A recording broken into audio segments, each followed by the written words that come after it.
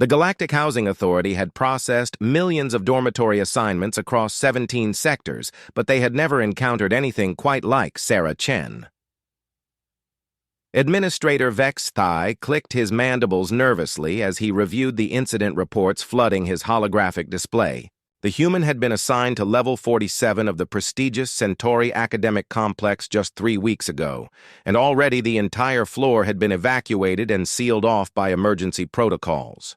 Sir, his assistant, a young Altarian named Zilf, approached with yet another data pad. We've received 17 more complaints about the situation on Level 47. Vex Thai's compound eyes swiveled to focus on the nervous alien. What kind of complaints this time? Well, the Crystalline Union representative claims their offspring are experiencing existential terror from the impossible geometric configurations emanating from room 4701. The Neptunian delegation says their gills are malfunctioning due to atmospheric anomalies of unknown origin. And the Zephyrian Council? Zilf paused, his translator struggling with the next part. They've formally requested psychological counseling for their entire student body. The administrator's thorax sagged. It had all started so simply. Sarah Chen, a human graduate student studying xenobiological engineering, had submitted a standard housing application. Her academic records were exemplary, her psychological evaluations showed remarkable stability, and her species compatibility rating was within acceptable parameters. On paper, she was the ideal dormitory resident. The first sign of trouble came when they tried to assign her a roommate. Kethmore, a peaceful herbivorous Teledian, had lasted exactly 47 minutes. He'd fled the room screaming something about impossible sounds coming from inside the walls and furniture that moved when nobody was looking. The medical bay had to sedate him for 3 days. The second roommate, Quinn Stellar, a logic-based computational entity, had simply shut down after 12 hours. When technicians finally managed to reboot them, their only recorded message was, "Error 404, reality not found, initiating emergency protocols." By the third roommate attempt, other residents had begun to notice strange phenomena spreading throughout Level 47. Gravity seemed to work differently near room 4701. The hallway lights flickered in patterns that somehow formed complex mathematical equations when viewed from the right angle. Students reported their study materials reorganizing themselves alphabetically by emotional resonance rather than by subject matter.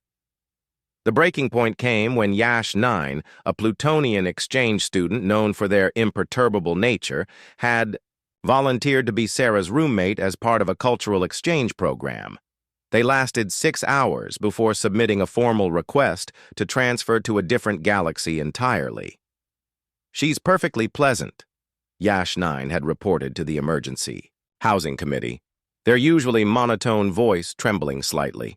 "She makes excellent coffee, keeps her side of the room immaculate, and never plays music too loud." But what? Vex Thai had asked. "She organizes her belongings by quantum probability rather than physical location. Her textbooks exist, in a state of superposition until she needs them.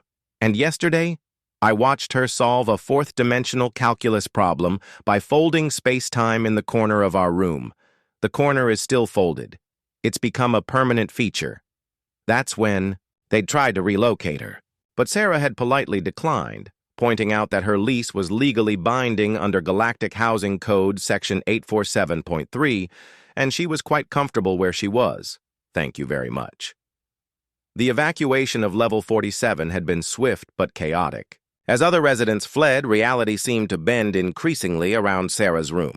The floor's automated systems began reporting impossible readings: negative mass in the elevator shaft, temporal loops in the laundry room, and what the computers could only describe as aggressive geometry in the common areas.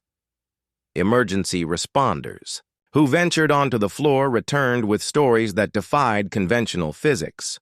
Security cameras showed Sarah going about her daily routine, studying, eating cereal, doing laundry, while the space around her bent and twisted in ways that made hardened veterans of the dimensional wars request immediate psychiatric evaluation. The final straw came when the building's AI, a sophisticated quantum consciousness named Area, submitted its resignation.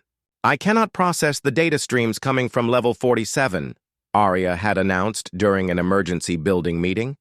"The human appears to be using laws of physics that haven't been invented yet. My circuits are developing what I can only describe as anxiety disorders. I formally request immediate transfer to a simpler assignment, perhaps managing atmospheric processors on a Class M planet." Now, 3 weeks later, Level 47 remained sealed.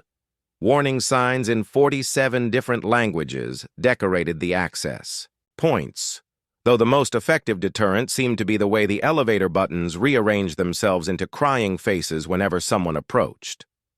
Sarah, meanwhile, continued to attend her classes via quantum-tunneled holographic projection. Her professors noted that her academic performance remained exemplary, though her lab reports increasingly included equations that peer reviewers described as mathematically impossible but disturbingly elegant. "What do we do?" Zilf asked, watching as another evacuation alert flashed across their screens. This time it was level 46. Apparently, whatever was happening to Sarah's floor was beginning to leak downward. Vexatai looked at the ever-growing stack of incident reports, transfer requests, and what appeared to be several resignations from the laws of physics themselves. In the distance, he could see the sealed access door to level 47, around which space seemed to shimmer with possibilities that had never quite made up their minds about existing. "We do what the Galactic Housing Authority has always done in unprecedented situations," he said finally, pulling out an official seal and stamping a new document. "We create a new policy." The memo went out that afternoon to all GHA facilities across known space.